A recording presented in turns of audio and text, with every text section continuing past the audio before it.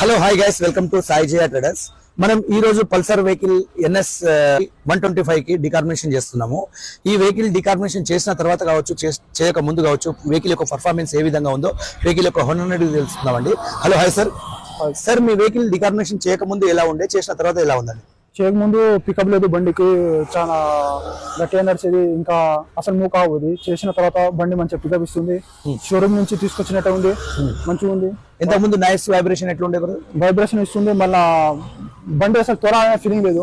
ఇప్పుడు బాగుంది, మంచిగా పికప్ ఇస్తుంది. ఓకే, మీరైతే సాటిస్ఫాక్షన్ ఇలా? సాటిస్ఫాక్షన్. ఓకే, పబ్లిక్ ఏం చెప్తారు? బాగుంది అన్న, వర్క్ కూడా బాగా చేస్తుండే ఇక్కడ. ఇంకా ఏం చెప్పాలంటే మంచి వర్క్. ఎంతైనా నేను 100% ఇస్తున్నా.